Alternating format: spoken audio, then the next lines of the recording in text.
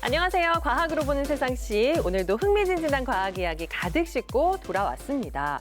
올해 2월 규모 6.4의 튀르키예 지진 기억하는 분들 많으실 텐데요. 그 충격이 채 가시기도 전에 9월에는 모로코에서 또 10월에는 아프가니스탄에서 역시 규모 6 이상의 강한 지진이 발생했습니다. 그뿐만이 아니죠. 세상에서 가장 활발한 화산, 하와이의 킬라우에아 화산이 있잖아요. 네. 올해에만 무려 2차례나 분화를 했다고 해요. 심지어 10월 4일에는 단 하루 만에 320여 회에 이르는 지진이 일어났대요.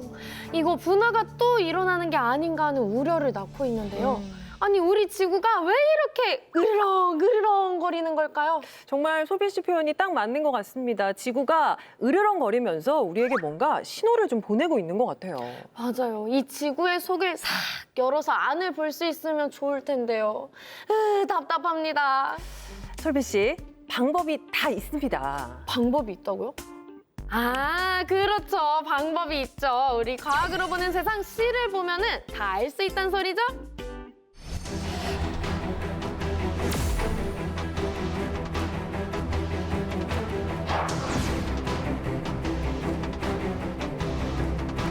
현재의 과학 기술로 지진이 언제 어디에서 일어날지 100% 예측할 수 없습니다.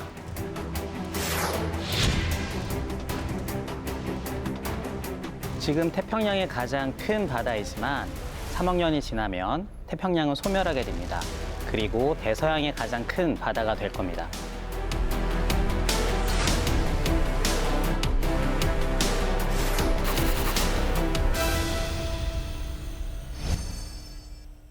저는 지금까지 이 지구라는 게 그냥 제가 살고 있는 행성 아니면 단단한 암석 덩어리? 이 정도로만 생각을 했거든요. 근데 이 판의 이동이라든지 마그마의 대류 이런 운동으로 저희한테 이렇게나 존재감을 뿜고 있을지 생각도 못했어요. 그러니까요. 지구가 살아있다는 말이 정말 실감이 되는데요. 자, 그러면 이쯤에서 지구의 시그널, 지각 변동에 대해서 다양한 이야기 풀어주실 두 분 소개해드리겠습니다. 안녕하세요. 자기소개 부탁드립니다. 안녕하세요. 한국지질자원연구원에서 중대형 지진과 단층 연구를 맡고 있는 최진혁입니다. 반갑습니다. 반갑습니다. 네, 안녕하세요. 충남대학교 지질환경과학과에서 지구물리학 분야를 담당하고 있는 김승섭 교수라고 합니다. 반갑습니다. 어서 오세요. 두 분 다 함께 해주셔서 너무너무 감사드려요. 네, 올 초에 튀르키예 시리아 지진에 이어서 9월에는 또 모로코, 10월에는 아프가니스탄에서 또 지진이 연이어서 발생을 했습니다. 한 해 이렇게 연이어서 강력한 지진이 발생하는 거 좀 흔하지 않은 일인 것 같은데요, 교수님 어떤가요? 실제 지진은 흔하게 일어나는 자연 현상 중에 하나라고 생각할 수 있습니다. 예. 우리가 뭐 인터넷에서 이렇게 검색창에 지진이라고 검색을 해보면 지진들은 하루에도 수회 일어나고요. 그다음에 규모 6 이상의 지진도 실제적으로 1년에 몇 회는 일어나는 그런 이제 현상이라고 생각할 수 있습니다. 그런데 너무 자주 일어나기 때문일 수도 있겠지만 이런 큰 지진이 나야 저희들이 좀 생각할 수가 있죠. 그런데 이 튀르키예도 그렇지만 모로코 지진이 또 피해가 엄청나게 컸잖아요. 맞아요. 듣기로는 지금까지도 그 피해가 계속되고 있다고 해요. 지진은 판 경계부의 특성인데 이번 모로코 지진은 판의 경계와는 조금 멀리 떨어진 지역에서 지진이 일어났어요. 예. 그러니까 이 지진이 일어난 지역 반경 500km에서 지금까지 규모 6 이상의 지진이 보고된 바가 없습니다. 그래서 이제 이렇게 큰 지진이 잦지 않은 지역에서 지진이 일어나다 보니까 그만큼의 대비가 다른 지역에서 지진이 잦은 지역에 비해서 이제 조금 덜했던 거죠. 그래서 부족했다. 피해가 지금 계속 이어지고 있습니다. 지난 이제 10월 7일에 아프가니스탄의 지진도 규모가 6.3의 강력한 지진이었거든요. 아프가니스탄은 제가 알기로 지진이 자주 일어나는 곳이라고 알고 있는데 그런데도 왜 이렇게 피해가 컸을까요? 대비를 좀 많이 했을 텐데. 아프가니스탄에서 일어난 지진도 살펴보면 지금까지는 주로 동부에서 지진이 많이 일어났었거든요. 네. 이번에는 서부에서 좀 일어났습니다. 그래서 비교적 지진이 덜한 곳이었는데 피해가 큰 이유는 또 두 가지 저희가 살펴볼 수 있어요. 첫 번째는 지진 지역에 아주 큰 도시가 있습니다. 그러니까 인구 밀집도가 상당히 예. 높은 대도시가 있고요. 두 번째는 지진의 깊이가 얕았어요. 얕았다. 지진은 지금 그동안에 쌓여있던 힘이 이렇게 한순간 방출되는 건데 진원이 얕으면 얕을수록 피해가. 지표까지 예. 이렇게 많이 저희가 충격을 받게 되는 거죠. 그렇기 때문에 피해가 지금 크게 이어지고 있습니다. 복합적인 이유가 있었네요. 복합적인 이유가 있었네요. 보통 저희가 지진이나 화산 분출 같은 지각 활동하면 그 불의 골이라고 하죠. 환태평양 네. 조사인데 떠올리시는 분들 많을 텐데 그런데 튀르키예나 모로코 같은 경우 해당 지역이 아닌 걸로 알고 있거든요. 그런데 이렇게 큰 규모의 지진이 난 이유가 뭘까요? 환태평양 조산대라고 하면 이제 태평양을 둘러싸고 있는 한 4,000km 정도의 길이인데요. 이 지역은 이제 판과 판이 서로 충돌하면서 화산 활동하고 지진 활동이 많이 일어납니다. 네. 말씀하신 대로 튀르키예 같은 지역은 이제 그런 지역은 아닙니다. 네. 하지만 여전히 이제 세 개의 판이 서로 맞닿아 있는 지역이고요. 그렇기 때문에 그러니까 지진의 주기가 더 짧게 일어나는 이런 그 환태평양 조산대 같은 경우에는 지진이 더 자주 일어나는 것처럼 저희가 보이지만 이런 튀르키예나 다른 지역에서도 좀 더 긴 주기의 지진 활동이 일어날 수가 있습니다. 그러니까 지진이 안 일어나는 게 아니라 주기가 길다. 네, 맞습니다. 그렇군요. 근데 제가 듣다 보니까 한 가지 단어가 제 뇌에 박혔어요. 뭐가요? 판. 판. 지진 얘기하면 이 판 얘기가 꼭 나오는 것 네네. 같아요. 근데 대체 이 판이란 게 어떤 거예요? 네, 이 판이라는 것을 저희가 이제 이해하기 위해서는 먼저 지구의 내부 구조를 먼저 조금 알 필요가 있어요. 이제 지각, 멘틀, 핵으로 이렇게 저희가 구분을 할 수가 있는데요. 내핵과 외핵이라는 게 있지 않습니까? 근데 내핵과 외핵은 실제로 화학 조성은 같아요. 네. 근데 저희가 구분 짓는 이유는 물리적인 성질이 달라서 그렇습니다. 이제 내핵은 고체이지만 외핵은 액체예요. 지구 중심으로 가다 보면은 딱딱한 암석이 있다가 갑자기 암석의 일부가 녹으면서 젤리 같은 성질을 가지는 이제 연약권이라고 이야기하는 네. 하나의 구조가 나오고요. 그리고 다시 딱딱해지는 하부 멘틀이 나오게 됩니다.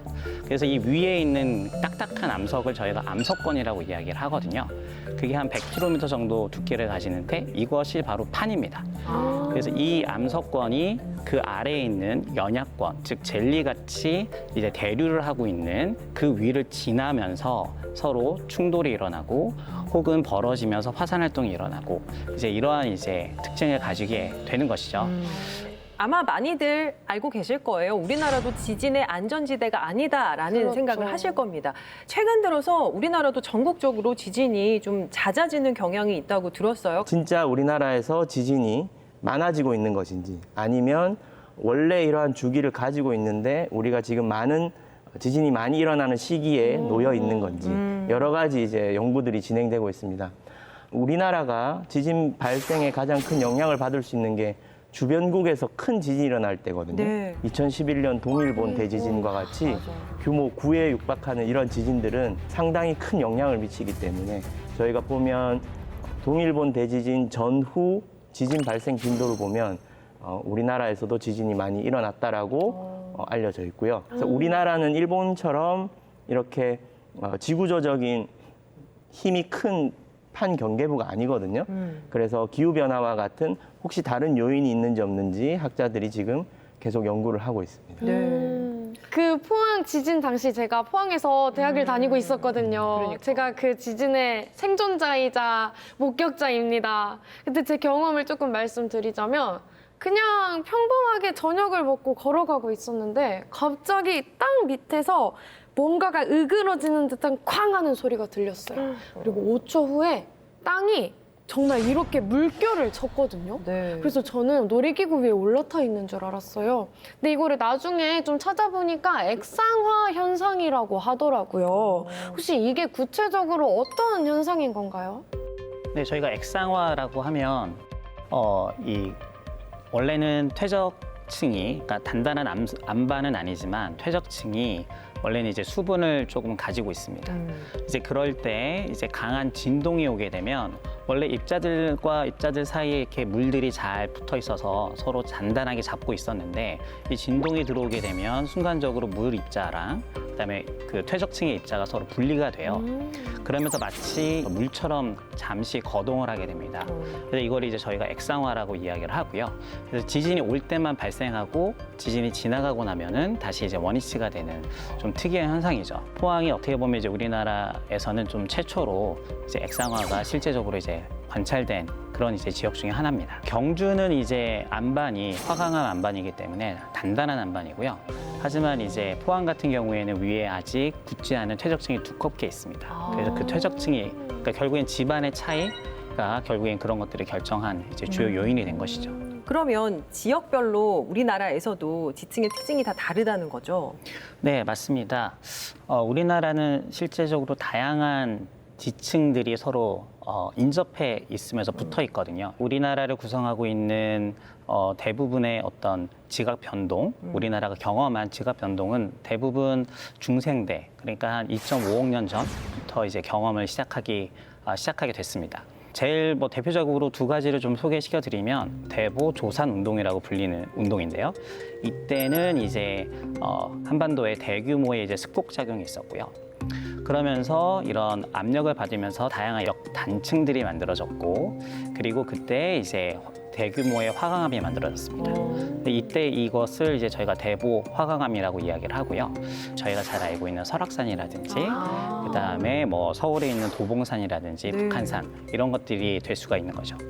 그리고 또 다른 운동은 이제 좀 더 최근에 일어난 운동인데요.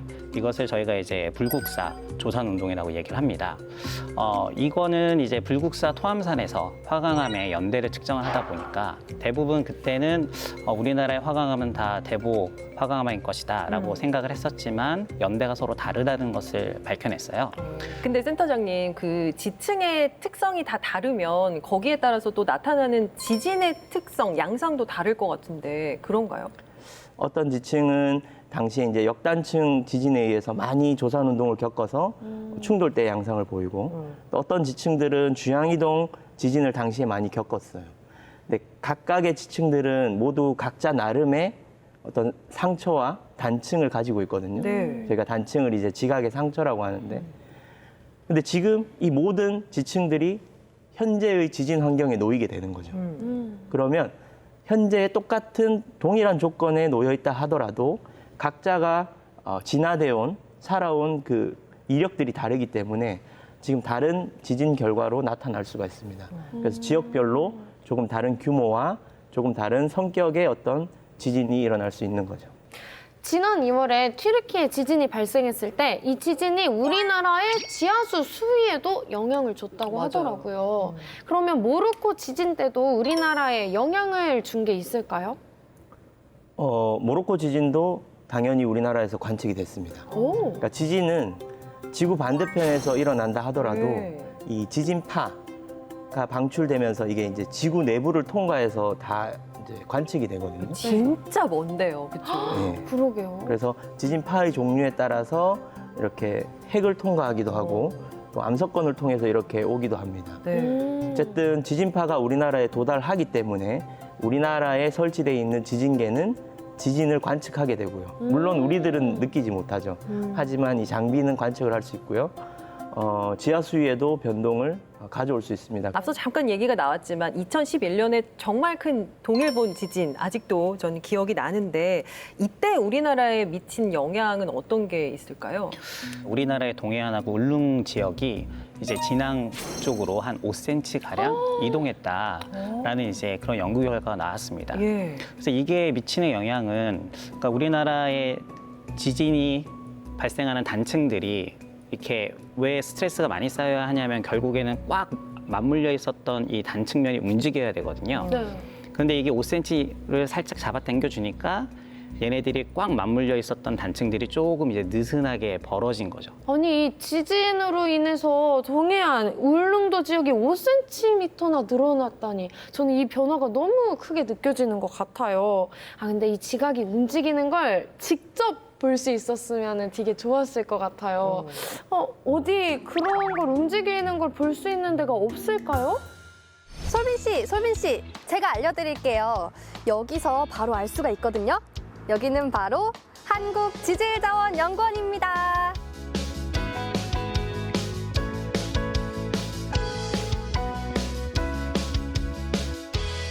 여기에 오면 지구의 속을 제대로 들여다볼 수 있다고 하던데.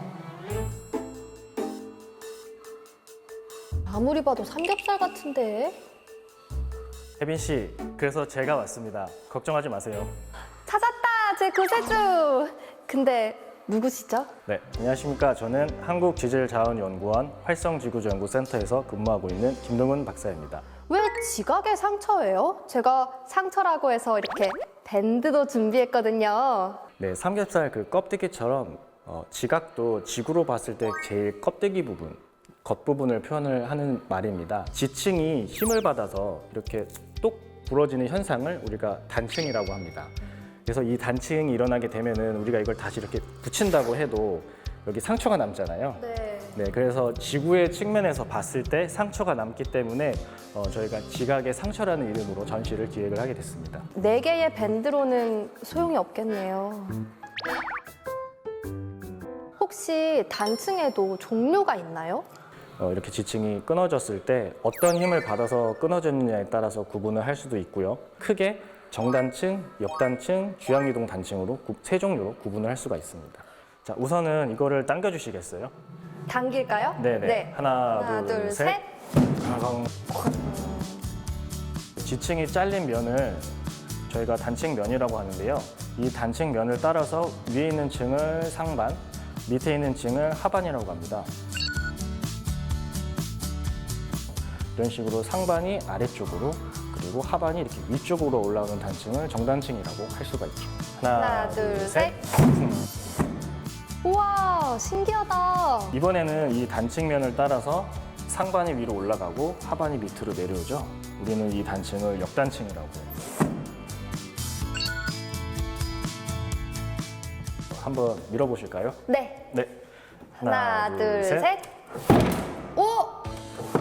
오, 옆으로 가는데요? 네, 아까랑 다르죠. 예. 주양이동 단층은 이렇게 상반과 하반이 있는 건 아니고 평으로 이렇게 이동을 하면서 만들어지는 단층이라고 할 수 있습니다. 오, 지역마다 단층이 어떻게 다른지 바로 체험해 볼 수 있겠어요. 아니, 진짜 특별한 박사님. 전국 일주네요. 여기 뭐가 그러니까요. 많이 적혀 있는데 이거 뭐예요? 이 의자는 한반도를 대상으로 했을 때 딱딱한 과자, 그러니까 즉 돌을 자른 단층들을 연구를 해서 그 움직임이 뭐 정단층인지 역단층인지 주양이동 단층인지를 저희가 조사를 한 결과들을 직접 체험하실 수 있게 만든 의자입니다.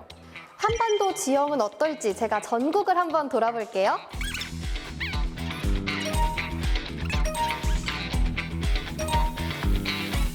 네, 이 의자 같은 경우에는 돌을 자른 단층이거든요.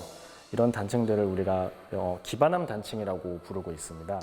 돌들을 맞춰보면은 지금 이렇게 신생대, 뭐 백악기, 화강 이렇게 맞춰져 있잖아요. 네. 원래는 이런 형태였는데 이 기반암 단층이 이렇게 움직이면서 오른쪽으로 이렇게 움직이면서 이렇게 지금 이동이 돼 있는 상태입니다. 그래서 수천만 년 동안 한 약 30km 정도 이렇게 이동하고 있다라고 지금 학계에 보고가 돼 있습니다. 근데 실제 지진이 일어난 흔적이나 지각 변동 그런 거 좀 볼 수 없을까요? 위성으로 볼 수 있어요. 위성이요? 네. 에이, 말도 안 돼요. 우린 지금 땅 속을 봐야 되는데요. 지각의 상처는 땅 속에도 남아있기도 하지만 위성으로 지표에도 남아있기 때문에 위성으로도 보실 수 있어요. 오, 정말요?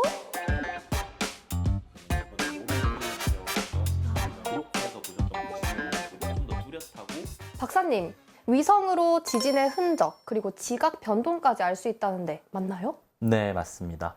위성 영상의 지진 전과 지진 후의 위성 영상을 이용을 해서 그 미세한 차이를 분석해서 알 수 있습니다. 위성의 종류는 크게 두 가지로 볼 수 있는데요. 첫 번째로 저희가 눈으로 보는 거랑 비슷한 광학 위성 영상이 있고요. 위성에서 레이더 신호를 지상으로 쏘고 거기에 반사된 신호를 다시 수신해서 영상을 획득하는 레이더 위성 영상이 있습니다.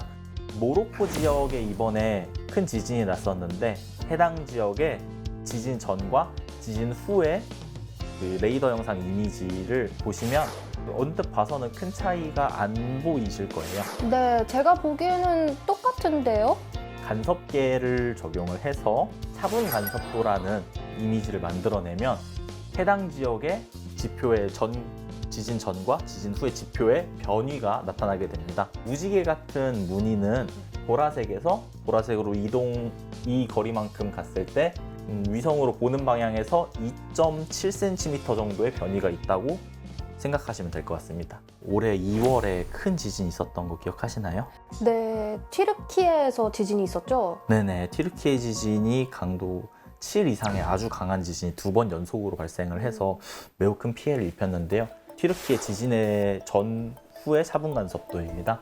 여기에도 무지개 모양이 보이네요. 모로코에서 보셨던 무지개 무늬보다 좀 더 뚜렷하고 좀 더 많이 조밀하게 보실 수 있을 거예요. 확대를 해보시면 우와! 이 안에도 이렇게 조밀하게 있는 걸 보실 수가 있으세요. 안에도 그 사이클이 다 있네요. 변위가 수미터 이상의 변위가 일어난 지진이기 때문에 조밀할수록 변위가 커진다고 보시면 될 것 같습니다. 오늘 지각 변동에 대한 궁금증이 싹 풀린 것 같은데요. 박사님, 앞으로 연구 계획이 있으실까요? 현재는 지금 일어난 지진, 이미 분출한 화산 등에 대해서만 이제 변위 추정을 하고 연구를 수행을 하고 있지만 나중에는 분출하기 전이나 아니면 지진이 일어나기 전의 영상들도 분석을 해서 지진 예측이나 화산 분화 예측에 도움이 되고 싶습니다. 지진이나 화산을 미리 예측할 수 있다면 피해를 줄일 수가 있겠네요. 지각 변동 그리고 지구의 움직임에 대해서 치열하게 연구 중인 한국지질자원연구원 덕분에 정말 든든합니다. 앞으로도 잘 부탁드립니다.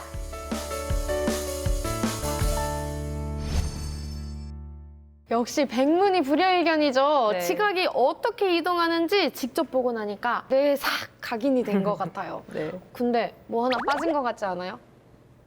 화산이죠. 화산 화산. 이야기가 안 나왔어요. 예, 맞습니다. 화산 활동 역시나 지각 변동에 영향을 끼치는 아주 큰 요인이 되지 않을까 싶은데 저희가 화산에 관한 이야기도 좀 나눠보도록 하겠습니다.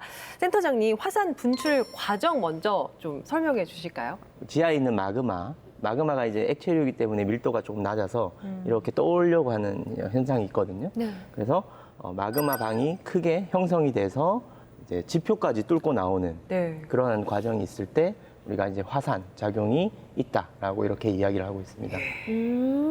그런데 우리나라가 이 다른 거는 몰라도 화산에 대한 걱정은 없었던 것 같아요. 사실 지금까지 우리가 아는 역사 중에서는 이 화산이 터졌다라는 기록은 없는 걸로 알고 있거든요. 그렇진 않고요. 우리나라도 이제 화산의 폭발에 이제 기록이 있죠. 특히 이제 울릉도 같은 경우에는 저희가 여러 조사 결과를 보면 여전히 이제 지열이 좀 뜨겁게 나오거든요.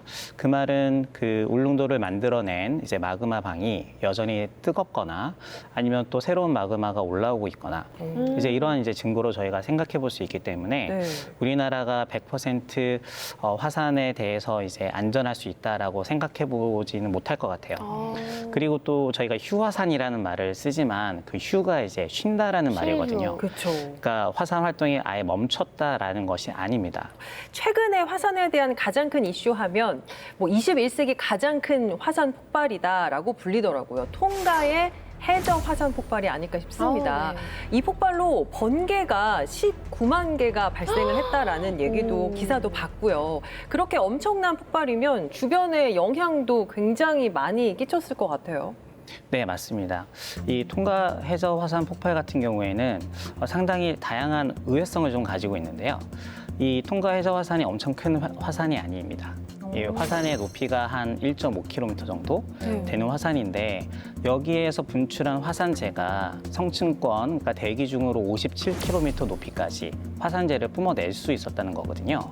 그리고 이렇게 올라간 화산 그 가스가 이제 수증기를 가지고 있어서 원래 성층권에는 수증기가 없는데 이 화산 폭발로 인해서 만들어진 화산재가 이 성층권의 이제 수증기 함량을 한 5% 정도 증가시켰다고 해요. 엄청나네요. 네, 그래서 그 여파로 이제 지구의 온난화가 조금 올라갔다. 그래서 온도가 올라갔다라는 연구도 최근 있었습니다.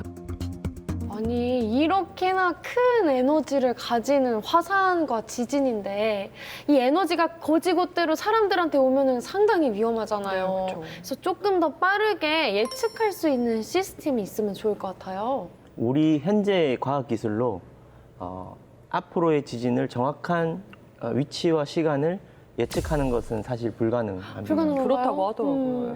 다만 우리가 과거의 이력들을 살펴봄으로써 장기적인 예측은 가능하거든요. 네, 네. 그래서 저희가 이제 지진 예측 관련 연구를 할 때 과거에 있었던 지진 기록을 살펴봅니다.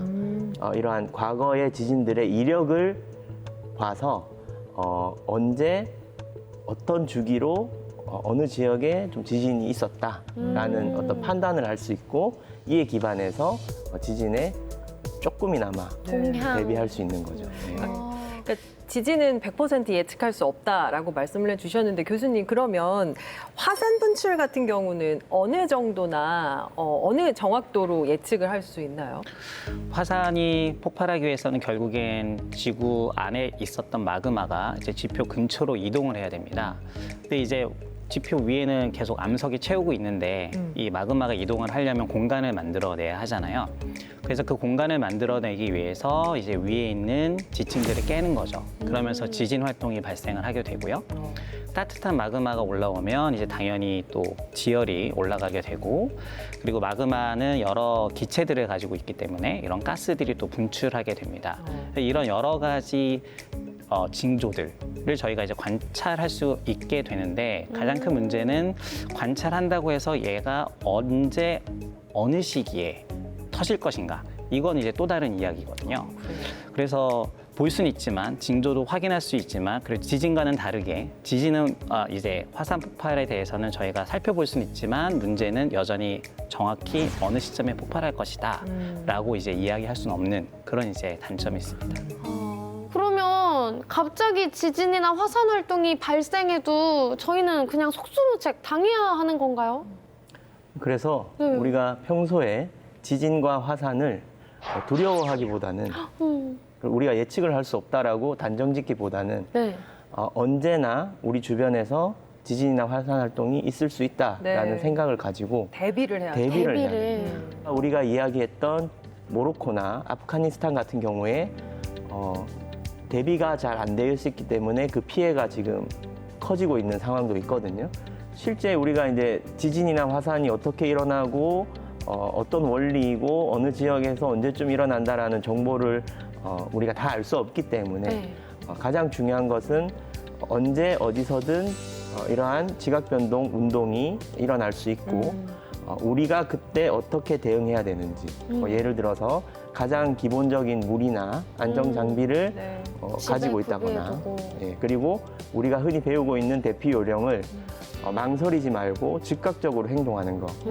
뭐 만약에 이게 오류였고 큰 지진이 아니더라도 손해 볼 건 없으니까 네, 네. 그렇죠. 우리가 알고 있는 것을 실천하는 그러한 개인의 어떤 행동 요령이나 대비 이런 것들에 대한 정보를 좀 가지고 있으면 피해를 줄일 수 있지 않을까. 그렇죠. 우리가 그런 생각을 합니다. 인식하고 있느냐 아니냐는 차이가 크거든요. 정말 크죠. 그런데 여러분 그거 아세요? 지금 이 순간에도 지각 변동은 조금씩 일어나고 있다는 거. 이 지각 변동이라는 게 사실 한순간에 팍 일어나는 게 아니라 쌓이고 쌓이고 쌓이고 쌓여서 1cm씩 조금씩 일어나는 거잖아요. 그러면 지금 이 순간에는 대체 어떻게 변화하고 있는 걸까요?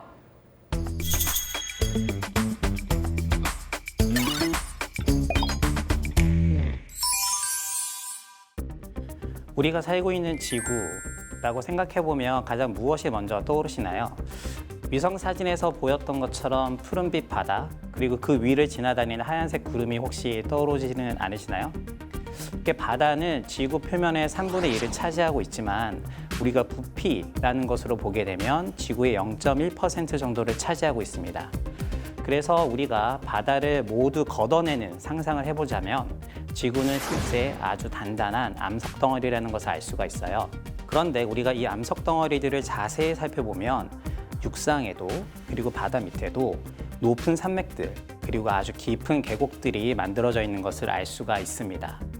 물론 어떤 곳들은 강이나 빙하가 지나가면서 만들어낸 지형일 수도 있지만 지구상에서 알려진 가장 높은 산, 히말라야, 그리고 가장 깊은 계곡인 마리아나 해구 같은 경우는 모두 판과 판이 충돌하면서 만들어진 지각 변동의 결과물입니다. 그런데 이 지각 변동의 결과물들을 우리가 유심히 살펴보면 지구상의 모든 곳에 있는 것이 아니라 아주 특정한 지역에서만 관찰되는 것을 저희가 확인할 수 있는데요. 그 이유는 바로 판과 판이 움직이는 경계를 따라서 이러한 지각 변동의 결과물들이 만들어져 있기 때문입니다. 히말라야 산맥의 예로 한번 들어볼까요? 과거 1억년 전에는 인도판이 곤드와나 초대륙의 일부를 구성하면서 남반부에 위치하고 있었습니다. 그러다가 곤드와나에서 떨어져 나온 이 인도판이 매년 20cm의 속도로 유라시아 판 쪽으로 이동하기 시작합니다. 그러면서 원래 있었던 바다가 사라지게 되고요. 약 5천만 년 전부터 이제 인도판과 유라시아판이 충돌을 시작하게 되었습니다. 그리고 그 결과로 바로 히말라야 산맥이 만들어졌고 그 충돌은 지금도 계속되고 있습니다. 이렇게 판과 판이 충돌하게 되면 판의 경계에 응력이 쌓이게 되면서 그 지역에는 지진 활동이 활발하게 일어납니다. 그와 함께 화산 활동도 활발하게 일어나는데요. 그 이유는 하나의 판이 다른 판 아래로 내려가면서 압력이 커지니까 원래 이 아래로 내려가고 있었던 판이 가지고 있던 물을 주변으로 내놓게 됩니다.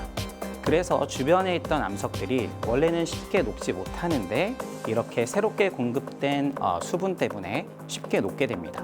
그렇게 만들어진 마그마가 지표로 이동을 하고 분출하면서 바로 화산이 만들어지게 되는 것이죠.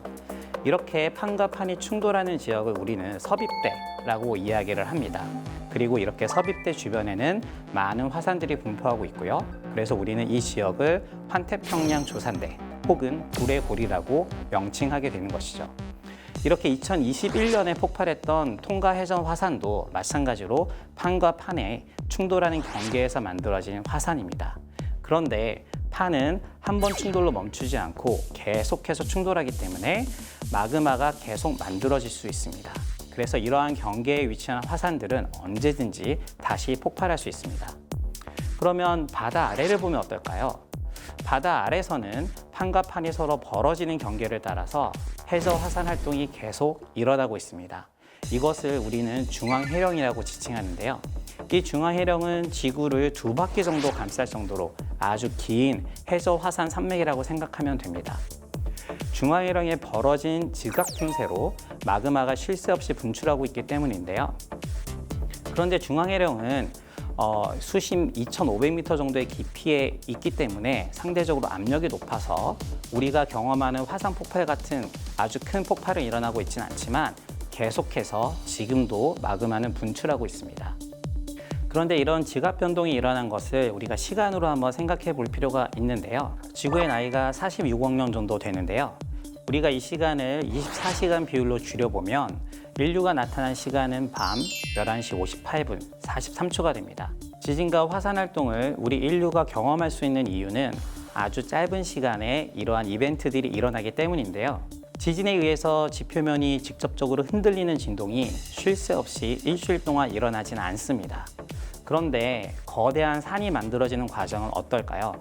이러한 지각 변동은 오랜 시간에 걸쳐서 멈추지 않고 아주 천천히 일어납니다. 앞에서 이야기했던 히말라야 산맥의 나이는 어떻게 될까요? 바로 인도판이 유라시아판과 충돌하기 시작한 5천만 년 전이라고 생각할 수 있습니다. 그 기간 동안에 약 9km의 고도 상승이 일어난 것이죠. 현재도 인도판과 유라시아판의 충돌은 끝나지 않았습니다. 그렇기 때문에 히말라야산은 매년 1cm 정도 고도가 올라가고 있습니다. 아주 조그만 변화입니다. 그런데 이 변화가 100만 년 동안 지속된다면 히말라야는 지금보다 10km가 더 높아지게 되는 것입니다. 미래에는 엄청난 지각 변동이 되겠지만 현재는 아주 조그만 변화입니다. 대서양 바다 밑에서는 새로운 판이 계속 생성되고 있습니다. 그 결과로 현재 북미와 유럽이 매년 서로 2cm씩 멀어지고 있습니다. 이렇게 매년 두 대륙이 서로 멀어지는 총 거리는 우리 손톱이 1년 동안 자라는 길이와 비슷합니다. 아주 작은 변화입니다. 하지만 이런 변화가 100만 년 동안 지속된다면 북미와 유럽은 지금보다 40km 더 멀어지게 되는 것이죠. 100만 년 후에 우리가 만약 계속해서 비행기를 타야 되는 시대에 살게 된다면 뉴욕에서 런던을 갈 때 우리는 현재보다 비행기를 좀 더 오래 타야 하게 되는 것입니다. 우리가 사는 이 지구에서는 다양한 변화가 시간과 공간 속에서 일어나게 됩니다. 우리가 인지하는 시간 속에서 일어나는 지진, 화산 폭발과 같은 변화는 오랜 시간 동안 천천히 일어난 지구 내 변화의 결과물인 것입니다. 우리가 매년 1, 2cm 정도로 일어나는 지구의 변화를 무시하게 된다면 미래 어느 시점에 다가오게 될 거대한 지각 변동을 예측하지 못하게 될 겁니다. 이렇게 지구는 매일 작게 변하지만 언젠가는 크게 달라집니다. 네, 과학으로 보는 세상시 오늘 지구의 시그널 지각 변동이라는 주제로 다양한 이야기 나누고 있습니다. 지금까지는 지진과 화산 활동을 통한 지각 변동에 대해서 알아봤는데요. 자, 이번에는 잠깐만요. 저는 지금 이 순간 바로 지금 네. 어떻게 변화하고 있는지가 궁금해요. 그러니까 이제부터 그 이야기를 하려고 했죠. 아 진짜요? 그렇죠. 역시.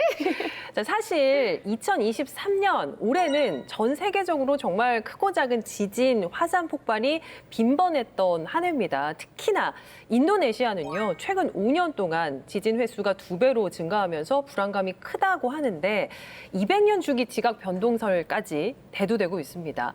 인도네시아 지각 활동이 활발한 이유 특별히 있나요? 인도네시아는 세 개의 지각판으로 둘러싸여 있습니다. 그러니까 판의 경계가 이제 2개가 되는 거죠. 그러니까 그만큼 지각 변동, 지각 운동이 활발하고 지진이나 화산이 상당히 많이 일어나고 있습니다.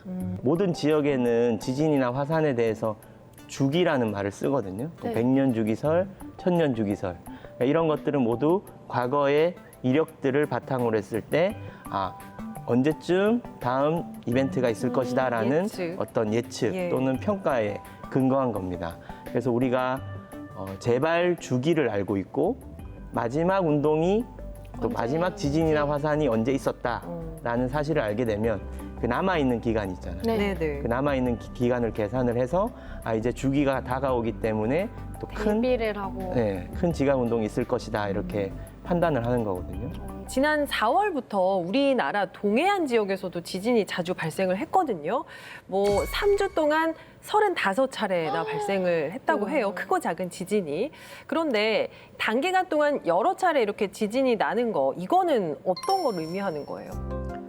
이렇게 일정 기간 동안 계속적으로 지진이 일어나는 현상을 지진 군집 현상이라고 하거든요. 이렇게 어떤 집합체 형체를 보이는 거죠. 네.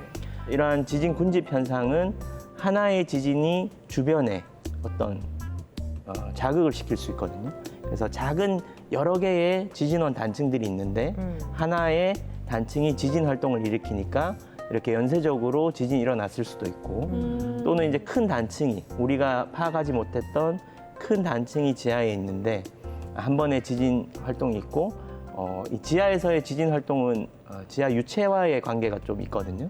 그러니까 물이 이제 단층대로 이렇게 들어오게 되는 거죠. 네. 그러면 또 물이 있으면 단층 운동, 그러니까 지진이 일어나기가 쉽거든요. 그래서 이렇게 연쇄적으로 지진이 일어났을 수도 있고 그러니까 정확한 원인을 파악하려면 시간이 좀 더 필요할 것 같습니다. 그러니까 이제 사람들이 불안해하는 건 이렇게 규모는 작지만 작은 지진들이 자꾸 발생을 하다가 큰 지진 오는 거 아니야? 이런 생각을 하거든요. 그쵸. 그거는 아닌 거죠? 우리 학자들도 네. 과거에 유사한 호기심이 있어서 유사한 질문이 있어서 테스트도 하고 했거든요. 네. 아직까지 이러한 것들이 뚜렷한 상관관계를 보인 적은 없습니다. 지금까지 이런 이야기들을 나누고 있는 게 사실 이 궁금증 때문인 것 같아요. 지각이 대체 어떻게 변화하고 있는가? 제가 좀 충격적인 이야기를 하나 들었거든요. 제가 사랑하는 이 태평양이 사라질 수도 있대요. 태평양이? 진짜인가요? 네, 맞습니다. 말씀하신 대로 이제 지구 위에 이 판들은 계속해서 움직이거든요. 근데 특별히 태평양판을 보면 그 주변이 다 섭입대로 둘러싸여 있습니다. 그 말은 태평양판이 계속 움직이면 한쪽에서는 태평양판이 계속해서 사라지고 있다는 걸 얘기하거든요. 그래서 저희가 좀 계산을 해보면 한 3억 년이 지나고 나면 태평양이라는 바다는 사라지게 되고 그리고 대서양이 훨씬 더 큰 바다가 될 겁니다. 살아있는 지구는 예측하기가 정말 어렵네요. 진짜 생물 그 자체인 것 네. 같아요. 앞으로의 판의 이동을 뭐 100% 알 수는 없겠죠. 그래도 과거의 모습이 어떻게 달라져 왔는지는 알 수 있다고 해요. 지구의 46억 년간의 변천사 알고 싶지 않으세요?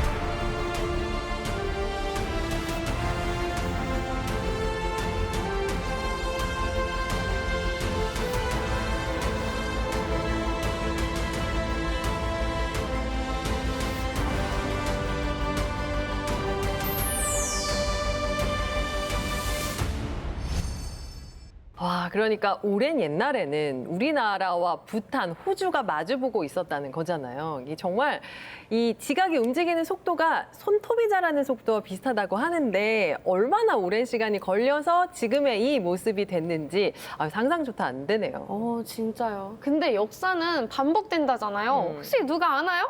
또다시 판게아의 하나의 대륙으로 우리가 뭉쳐질 수도 있는 거잖아요. 혹시 그럴 가능성이 있을까요? 네, 그럴 가능성이 있다는 연구가 이제 최근 영국의 한 연구팀에서 이제 발표를 했는데요. 약 2억 5천만 년 이후에는 이제 울티마 판게아, 그러니까 판게아 2죠. 그러니까 판게아 시즌 2가 다시 만들어질 가능성이 있다라고 이야기를 하는 거죠. 태평양이 없어지면 그러면 지금 이제 유라시아와 이제 북미와 남미가 서로 충돌하게 되겠죠.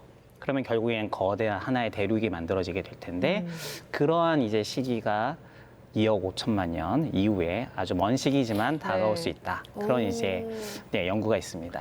흥미롭네요. 그러니까요. 제가 2억 5천만 년만 살아남으면 되는 거죠. 그때 걸어서 지구 한 바퀴 제가 한번 해보겠습니다. 네. 근데 이 세상 모든 것들은 다 약간의 기복이 있는 것 같아요. 우리 사람들이 그러는 것처럼 얘네도 잠잠한 침체기가 있고 요동치는 활성화기가 있고 근데 지각은 지금이 활성화기인 것 같아요. 그러면 우리도 좀 활발하게 대비를 해야 될 것 같은데요. 혹시 어떻게 준비를 해야 할까요? 제가 지진이나 화산에 대한 연구에 대해서 이야기를 할 때 고속도로에서의 어떤 사고 이런 것들을 조금 이야기를 많이 하거든요. 네. 우리가 이제 고속도로에서 사고가 많이 나는 구간이 있어요. 그쵸. 예를 들어서 커브 길이 있거나 예. 가로등이 없거나 그러니까 이런 곳은 분명히 이제 요인이 존재를 하는 곳이고 우리는 나름의 대비를 합니다. 신호등도 설치를 하고 고속도로니까 신호등은 아니겠죠. 과속 단속도 하고 위험 안내판도 표지판. 설치를 하고 그렇게 해서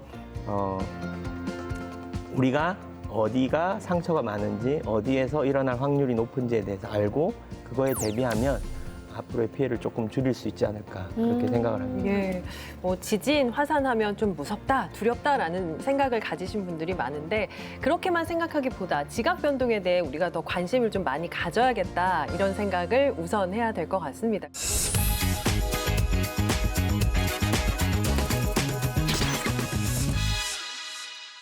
따끈따끈한 과학계 소식을 알아보는 과학이스다. 과학통신원 강솔빈입니다. 그동안 과학계엔 어떤 뉴스들이 있었을까요?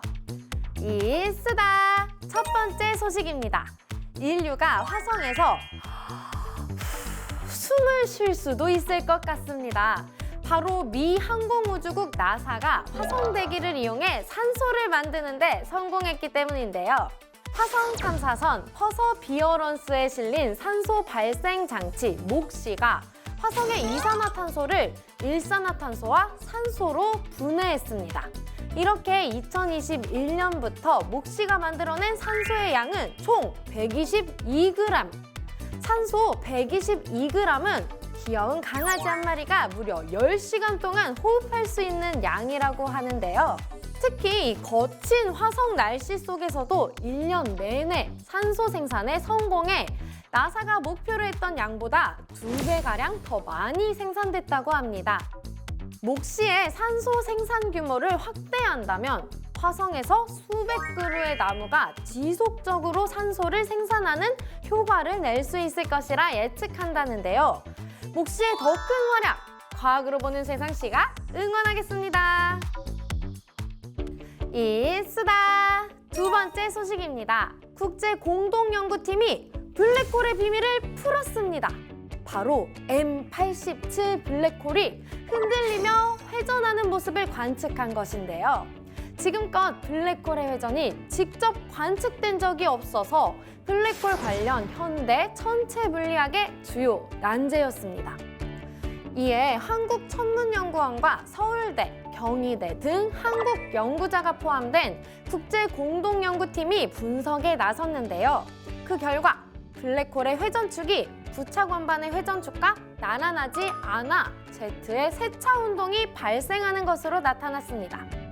세차 운동은 중심축이 기울어진 팽이가 돌 때 부축이 원을 그리는 것처럼 회전하는 천체의 회전축이 원을 그리며 움직이는 현상인데요. 이 세차 운동의 존재가 M87 블랙홀이 실제로 회전하고 있다는 분명한 증거라고 합니다. 이번 연구는 전 세계 45개 기관, 79명의 연구원이 참여했는데요. 그중 23명이 한국인 연구원이었다고 합니다. 천문학의 주요 난제를 한국인 연구자를 주축으로 밝혔다니 대한민국 정말 자랑스럽습니다. 이쓰다! 오늘 제가 준비한 소식은 여기까지입니다. 다음 시간에도 따끈하고 재미있는 과학계 소식 풍성하게 준비해올게요. 과학 모두 이쓰다! 네, 오늘 지구의 시그널, 지각 변동에 대해서 이야기 나눠봤습니다. 솔비 씨 어땠어요? 뭐해요? 지구의 소리를 듣고 있어요. 오호. 제가 오늘 이야기를 들으면서 이 지구의 목소리에 귀를 기울여야겠다 이렇게 다짐했거든요. 예, 역시 몸소 실천하는 우리 솔비 씨입니다. 두 분은 어떠셨어요? 우리가 지구를 알면 알수록 지진이나 이런 것들은 두려운 존재가 아니거든요. 그래서 이렇게 소통하는 기회가 계속 있었으면 좋겠습니다. 예, 교수님은요? 네, 이렇게 조그만 소리, 조그만 움직임으로 일어나는 여러 큰 변화들에 대해서 함께 이야기해 볼 수 있어서 너무 좋았습니다. 예, 저희도 두 분과 함께여서 즐거웠습니다. 저희가 준비한 이야기 오늘 여기까지입니다. 다음 시간에 더 흥미진진한 과학 이야기 가지고 찾아오겠습니다. 과학이 보인다. 과학이 즐거워진다. 스치기만 해도 당신은 과학 전문가. 과학으로 보는 세상, 씨!